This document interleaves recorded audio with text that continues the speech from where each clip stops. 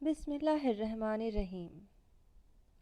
میری بیوی کو آج تک کسی مرد نے نہ دیکھا تھا۔ شاید یہی پاکیزگی تھی کہ وہ بہت خوبصورت تھی۔ میں جب کمرے میں آتا تو وہ عبادت میں ہی مشغول رہتی۔ میں بہت خوش ہوتا کہ اللہ نے مجھے کتنی نیک بیوی دی ہے۔ جب تک وہ نماز پڑھتی رہتی میں اپنی بوڑھی ماں کے پاس جا کر بیٹھ جاتا، جو کئی سالوں سے فالج زدہ تھی۔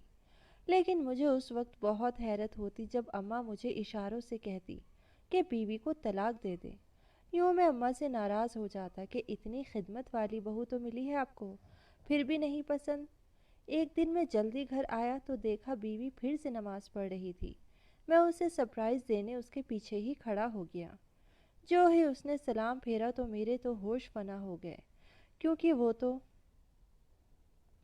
میری طبیعت کچھ ٹھیک نہیں تھی، اسی لیے میں اپنی کرانے کی دکان جلدی بند کر کے گھر آ گیا تھا۔ اب تو میری شادی بھی ہو چکی تھی اور میری خوش قسمتی یہ تھی کہ مجھے نمرہ جیسی اچھی اور پیاری بیوی ملی تھی۔ میں خوشی خوشی گھر لوٹا تھا اور اپنے کمرے میں جا کر لیٹ گیا۔ نمرہ نماز پڑھنے میں مشغول تھی۔ اس کو اللہ کی عبادت کرتے ہوئے دیکھ میرا دل باغ باغ ہو گیا تھا۔ میں بولا، نمرہ میری طبیعت خراب ہے، نماز پڑھ کر مجھے ایک کپ چائے بنا دینا۔ مجھے ایسا کہہ کر بہت خوشی ہوئی تھی، کیونکہ پچھلے 2 سال سے میں اپنا چھوٹا بڑا ہر کام خود ہی کیا کرتا تھا، کیونکہ امی کو فالج کا اٹیک ہو چکا تھا۔ وہ بیچاری تو بستر تک ہی محدود رہ گئی تھی۔ میری طبیعت خراب ہوتی تب بھی مجھے ہی کام کرنا پڑتا تھا، جبکہ امی کے لیے میں نے ایک نرس رکھی ہوئی تھی جسے میں معقول تنخواہ دیتا تھا۔ میری آنکھیں بہت بوجھل ہو چکی تھی۔ میں ایسے ہی لیٹا لیٹا سو گیا۔ تقریباً رات کے 2 بجے میری آنکھ کھلی تھی۔ بھوک اور پیاس کی شدت سے میں نڈھال ہو چکا تھا۔ میں جلدی سے اٹھ بیٹھا تو کمرے میں 0 پاور کا بلب جل رہا تھا۔ میری بیوی بہت عبادت والی تھی۔ اس پر ایک نظر ڈال کر میں کمرے سے باہر آ گیا۔ میں نے پھر سے خود ہی کھانا نکالا اور گرم کرنے لگا۔ دل میں ایک عجیب سا گلہ آ گیا۔ کیا ہو جاتا اگر نمرہ میرے لیے ایک کپ چائے ہی بنا دیتی؟ میں نے اس سے کہا بھی تھا کہ میری طبیعت خراب ہے، مگر اس کو میری ذرا بھی پرواہ نہیں ہو رہی تھی۔ میں کھانا کھاتے ہوئے نمرہ کے بارے میں سوچنے لگا تھا۔ میری اور نمرہ کی شادی کو 1 ہفتہ ہو چکا تھا۔ اس 1 ہفتے میں اس نے مجھے خود سے بات کرنے کا موقع بھی نہیں دیا تھا۔ وہ تو ہر وقت بس عبادت میں ہی مشغول رہتی۔ مجھے لگا تھا شاید وہ اس شادی سے خوش نہیں ہے۔ کھانا کھا کر میرا دھیان امی کی طرف گیا تھا۔ امی کے کمرے سے ہائے ہائے کی آوازیں آ رہی تھی۔ میں جلدی سے ان کے پاس جا کر بیٹھ گیا اور امی سے بات چیت کرنے کی کوشش کرنے لگا۔ انہوں نے اپنی ٹانگ کی طرف اشارہ کیا۔ اس میں درد تھا۔ میں وہ ٹانگ دبانے لگا۔ میں بہانے بہانے سے امی سے پوچھنے لگا کہ امی، نمرہ کیسی ہے؟ میری شادی کو ابھی کچھ ہی دن ہوئے تھے، اسی لیے میں چاہتا تھا کہ امی سے ان کی پسند کے بارے میں پوچھ لوں۔ امی نے نمرہ کا نام سنتے ہی ناگواری سے منہ پھیر لیا تھا۔ میں ان کے اس اظہار کو سمجھ ہی نہیں پایا۔ میں نے اپنا سوال دہرایا اور بولا، امی نمرہ اچھی ہے نا؟ آپ کا خیال تو رکھتی ہے نا؟ امی نے دائیں بائیں نہیں میں سر ہلا دیا تھا۔ مجھے امی کے اس رویے نے پریشانی میں ڈال دیا تھا۔ کیا نمرہ میرے ساتھ ساتھ امی کو بھی نظر انداز کر رہی تھی؟ اس سے پہلے میں کچھ اور پوچھتا تبھی نمرہ امی کے کمرے میں داخل ہو گئی۔ وہ مجھے دیکھ کر مسکرانے لگی اور بولی، آج آپ جلدی اٹھ گئے؟ میں نے سر ہلا دیا اور بولا، تم اس وقت یہاں کیا کر رہی ہو؟ وہ بولی، اس وقت موسم ذرا ٹھنڈا ہو جاتا ہے نا، تو میں نفل سے فارغ ہو کر امی کی ٹانگیں دبا دیتی ہوں اور امی کے جسم کو کمبل سے ڈھک جایا کرتی ہوں۔ میں مسکرا دیا تھا۔ اب میں سمجھا کہ امی کو نمرہ کی کس بات پر غصہ تھا۔ شاید آج اسے ان کے پاس آنے میں دیر ہو گئی تھی۔ مجھے نیند آ رہی تھی، اسی لیے میں اٹھ کر اپنے کمرے میں چلا گیا۔ صبح جب میری آنکھ کھلی تب نمرہ کمرے میں نہیں تھی۔ میں نہا دھو کر کام پر جانے کے لیے تیار ہو گیا اور باہر آ گیا۔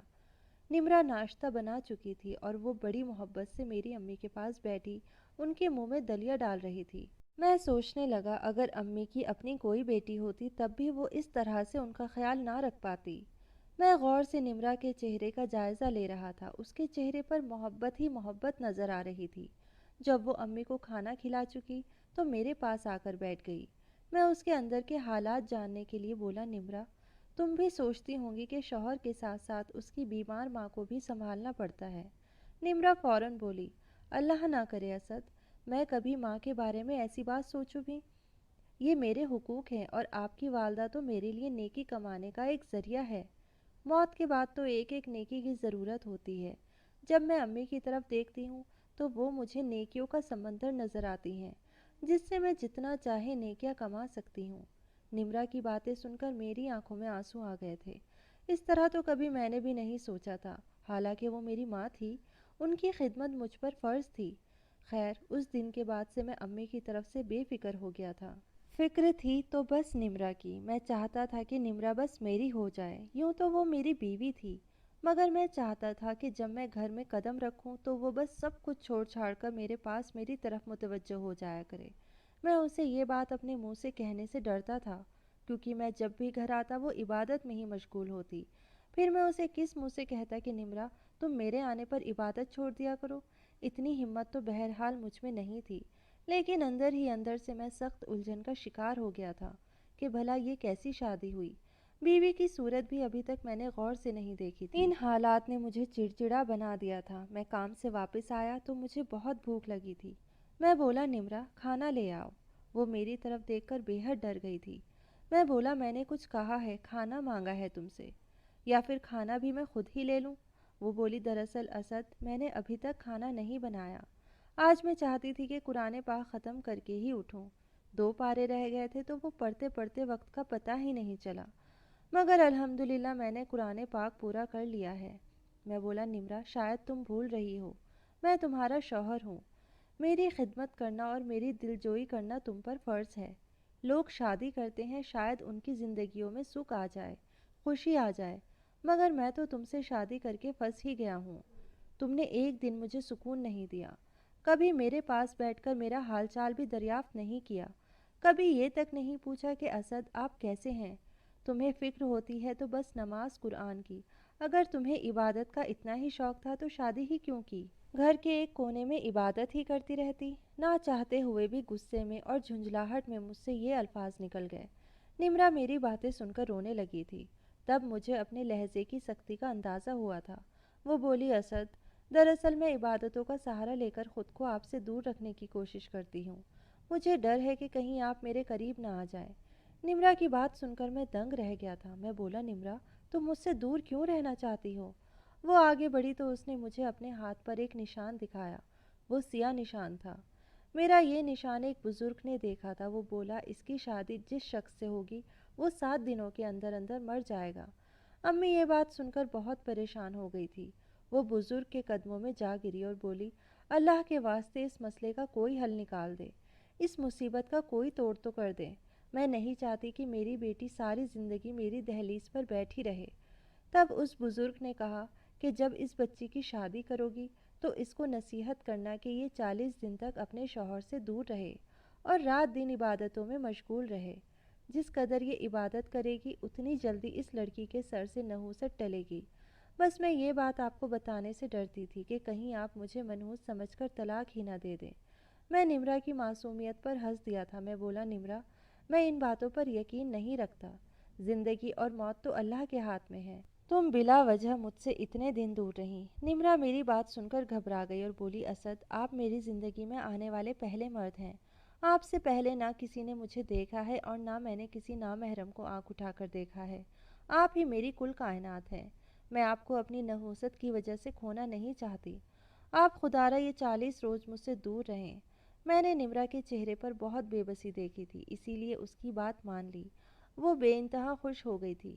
نمرا کی باتیں سن کر میں اندر اندر سکون پا گیا تھا۔ مجھے تو یہی لگنے لگا تھا کہ شاید میری بیوی مجھ سے پیار ہی نہیں کرتی، اسی لیے وہ مجھ سے دور دور رہتی ہے۔ خیر، اب نمرا کی بات سننے کے بعد میں کافی پرسکون ہو گیا تھا۔ اب جب بھی میں اسے عبادت میں مشغول دیکھتا تو مجھے اس پر بے انتہا پیار آتا، کیونکہ وہ یہ سب میری زندگی بچانے کے لیے ہی کر رہی تھی۔ ہماری شادی کو اب کافی دن گزر چکے تھے۔ میں نے سوچا اب امی کے خیالات معلوم کرتا ہوں کہ وہ نمرا کے بارے میں کیا سوچتی ہیں۔ میں امی کے پاس آ کر بیٹھا تو امی نے ادھر ادھر دیکھنا شروع کر دیا، جیسے وہ کسی سے ڈر رہی ہوں۔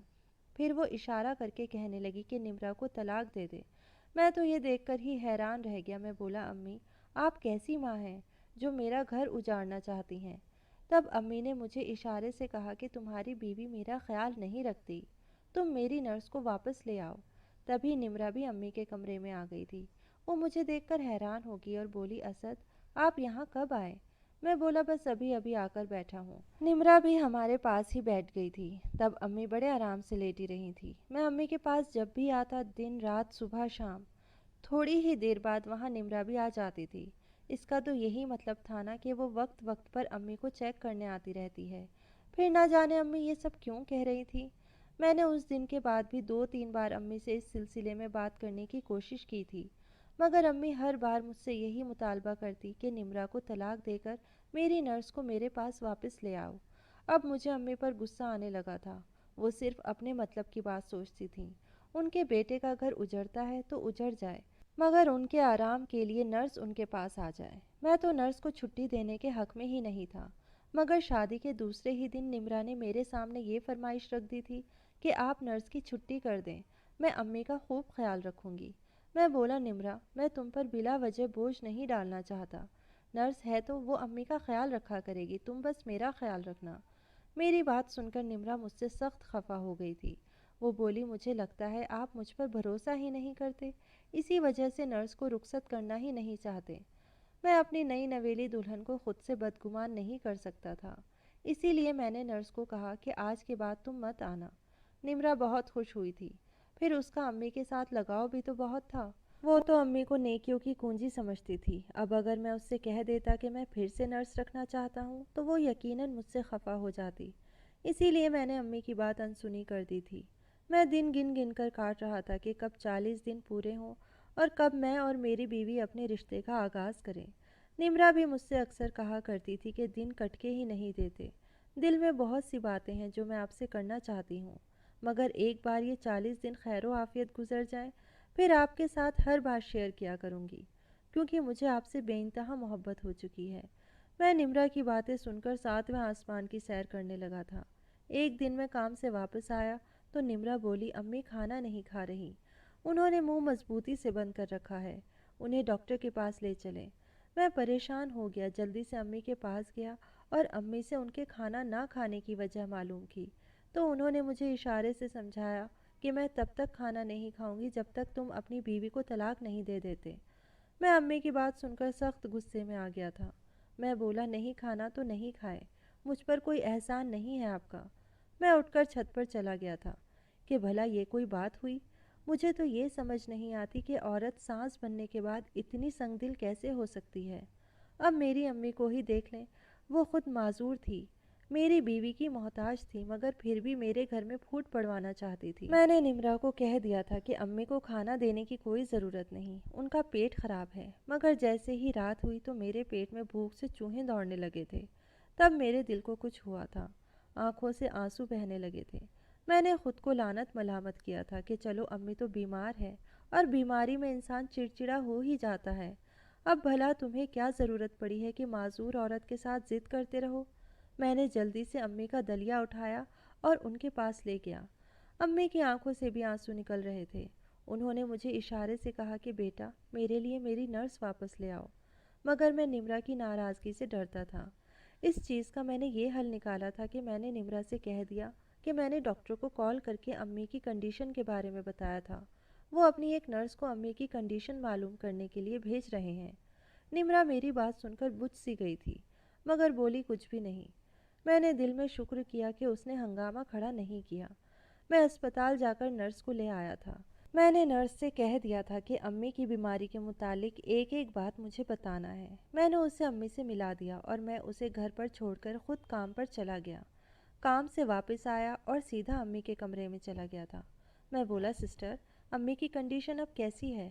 وہ بولی اسد صاحب آپ سے مجھے یہ امید نہیں تھی کہ… اس سے پہلے کہ نرس اپنی بات مکمل کرتی نمرا بھی وہیں آ گئی تھی۔ وہ نمرا کی طرف دیکھ کر بولی آپ کی مسز کہاں جاب کرتی ہے؟ میں بولا نہیں نہیں، یہ تو گھر میں ہی ہوتی ہے، یہ جاب نہیں کرتی۔ نرس حیرت سے بولی تو پھر یہ صبح سے مجھے نظر کیوں نہیں آئی؟ میں نے نمرا کے چہرے سے ہوائیاں اڑتے ہوئے دیکھا تھا۔ وہ بولی دراصل اتنے عرصے سے دن رات امی کی خدمت میں لگی رہتی تھی، آج فارغ تھی تو اپنی نیند پوری کرنے لگی تھی۔ میں نے نمرا کو بہانے سے کمرے سے باہر بھیج دیا تھا کہ تم کھانا لگاؤ، بہت بھوک لگی ہے۔ وہ باہر چلی گئی تو میں نے نرس سے کہا کہ کھل کر بات کریں۔ وہ بولی آپ کی والدہ کی کنڈیشن نہایت ہی کریٹیکل ہے، صفائی نہ ہونے کی وجہ سے ان کے جسم پر زخم بن چکے ہیں اور یہ زخم بہت تکلیف دہ ہیں، ان میں کھجلی بھی بہت ہوتی ہے، مگر آپ جانتے ہیں نا کہ آپ کی والدہ معذور ہے، پھر خود سوچے وہ یہ سب کیسے برداشت کرتی ہوں گی۔ اسد صاحب، اگر آپ اپنی والدہ کا خیال نہیں رکھ سکتے تو انہیں کسی اسپتال میں ایڈمٹ کروا دیں یا پھر انہیں کسی اولڈ ہوم میں ہی بھیج دیں۔ آپ اپنے لیے جہنم کی آگ پیدا مت کریں نا۔ میں نرس کی باتیں سن کر کانپنے لگا تھا، میری آنکھوں سے آنسو بہنے لگے تھے۔ میں جلدی سے گھر سے باہر نکل گیا اور اپنی گاڑی میں بیٹھ کر گھنٹہ بھر روتا رہا اور اللہ سے اپنی کوتاہی کی معافی مانگتا رہا۔ جب آنسو خشک ہو گئے تو میں گھر واپس آ گیا۔ نمرا بولی، آپ کہاں چلے گئے تھے؟ میں نے جھوٹ بول دیا کہ ایک دوست کی کال آ گئی تھی، میں وہ کال اٹینڈ کرنے ہی باہر گیا تھا۔ نمرا بولی، نرس نے امی کی کیا رپورٹ دی ہے؟ میں بولا، سسٹر کہہ رہی تھی کہ لیٹے رہنے کی وجہ سے مریضہ کی بھوک کم ہو گئی ہے، فزیو تھراپی کی ضرورت ہے۔ وہ ایک دم سے پرسکون ہو گئی تھی۔ میں نے اس سے کہہ دیا کہ میں نے باہر ہی کھانا کھا لیا ہے، اب بس آرام کرنا چاہتا ہوں۔ میں سونے کے لیے لیٹ گیا مگر نیند کہاں آنی تھی مجھے۔ رہ کر مجھے نرس کی باتیں یاد آ رہی تھی۔ رات کا نہ جانے کون سا پہر تھا جب میری آنکھ جھٹکے سے کھلی تھی۔ میں نے آنکھیں کھول کر دیکھا تو نمرا الماری میں سے ایک سیاہ بیگ نکال رہی تھی۔ وہ نکال کر اس نے آہستہ سے الماری بند کر دی اور کمرے سے باہر نکل گئی۔ میں بھی اٹھ بیٹھا تھا۔ تھوڑی دیر بعد کمرے سے باہر نکل آیا کہ آخر دیکھوں تو صحیح کہ میری بیوی کہاں جا رہی ہے۔ میں بھی دبے قدموں سے اس کا پیچھا کرنے لگا تھا۔ وہ چھت پر جا رہی تھی۔ میں بھی جلدی سے چھت پر چڑھ گیا۔ تب سامنے کا منظر دیکھ کر میں سکتے میں آ گیا تھا۔ چھت پر ایک لڑکا کھڑا تھا۔ نمرا بولی، اس کالے بیگ میں نے اپنا سارا زیور اور پیسے وغیرہ ڈال لیے ہیں۔ اب میرا یہاں پر رہنا بہت مشکل ہو گیا ہے کیونکہ میری شادی کو 40 دن ہونے والے ہیں۔ پھر اب تو گھر میں ایک نرس بھی آ گئی ہے۔ اب نہ تو میں تم سے دن کے ٹائم میں مل سکوں گی اور نہ ہی رات میں۔ آج نرس نے میری شکایت میرے شوہر کو لگا دی کہ میں نے دن بھر تمہاری بیوی کو گھر میں نہیں دیکھا۔ یہ تو شکر ہے کہ اسے معلوم نہ پڑ سکا کہ میں چھت پر تمہارے ساتھ تھی۔ چلو بھاگ چلے یہاں سے۔ وہ لڑکا بولا، ہاں، یہ بیگ مجھے دے دو۔ اس سے پہلے نمرا وہ بیگ اس لڑکے کو تھماتی، میں نے جھٹ سے وہ بیگ اس کے ہاتھ سے پکڑ لیا تھا۔ نمرا مجھے دیکھ کر بے انتہا ڈر گئی تھی۔ اسے کچھ سمجھ میں ہی نہیں آیا تو اسی رسی کو پکڑ کر چھت سے نیچے اترنے کی کوشش کرنے لگی جہاں سے وہ لڑکا آیا تھا، مگر اس کی گرفت رسی پر مضبوط نہیں تھی، جس کی وجہ سے وہ نیچے گر گئی اور اس کی ٹانگ کی ہڈی ٹوٹ گئی۔ میں لڑکے کو دبوچنا چاہتا تھا مگر وہ کمال مہارت سے کود گیا اور یہ جا اور وہ جا۔